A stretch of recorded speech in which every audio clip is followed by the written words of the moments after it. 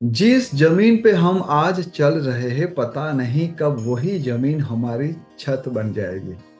एक बहुत ही बड़ा वाकया किसी ने कब्रिस्तान के अंदर किसी को दफनाते हुए लिखा होगा।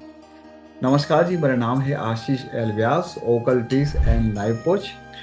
और मैं आज आप लोगों को 3 ऐसी बातें बताना चाहता हूँ कि जहाँ पर आपको एक बार विजिट तो करना ही चाहिए। सबसे पहले अस्पताल में आपको जाना चाहिए, क्योंकि अस्पताल में जाने के बाद आपको सही में स्वास्थ्य के बढ़कर इस जीवन में कुछ भी नहीं है, वो आपको पता चलेगा। बीमारी या फिर चोट के समय जब भी आपको अच्छे अस्पताल में एडमिट किया जाता है, तब आपको पता चलता है कि हेल्थ इज अ वेल्थ। जब हम हमारे प्रियजन के स्वास्थ्य को देखते हैं कि वो संकट में है, जब वो उसका सामना कर रहा है, तो एहसास होता है कि स्वस्थ और संपूर्ण रहने से अधिक इस संसार में कुछ भी नहीं है। दूसरा है जेल।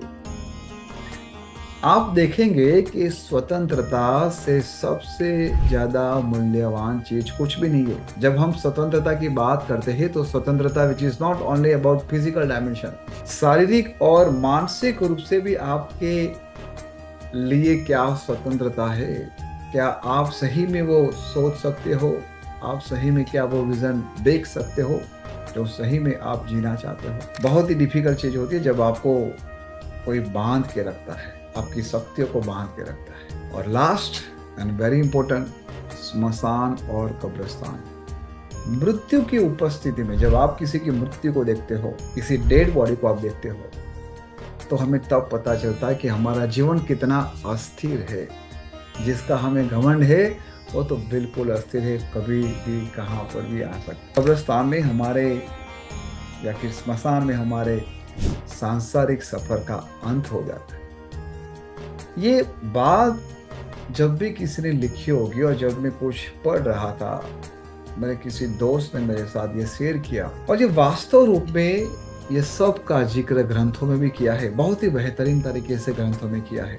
जैसे किया है, जिन लोगों को एस्ट्रोलॉजी आती है, उस एस्ट्रोलॉजी में ये जो 12 नंबर का हाउस है ना, ये 12 नंबर के हाउस में यही बताया गया है कि हमारा जीवन का चक्र यहाँ से शुरू होता है, धीरे धीरे धीरे धीरे धीरे धीरे धीरे धीरे फिर वो यहाँ पर ही खत्म होने वाला है। फिर से एक नया जीवन, फिर से एक नई घटना, नए लोगों के साथ आप लोगों का अनुभव और सवाल। अगर आपको भी ऐसा कुछ नया जानना है कि हमारे शास्त्रों में पहले से ही कितनी सारी चीज मौजूद है और आपके दिमाग में कुछ क्यूरियोसिटी है, अगर आपको जानना है किसी के बारे में, अलग अलग लोका के बारे में, अलग अलग काल के बारे में, just comment in this video और हम बात करेंगे कि किस प्रकार से ऐसी बेहतरीन बातें बहुत ही ईजी तरीके से हमारे समक्ष हमारे ऋषि, हमारे गुरु लोगों ने रखी होगी।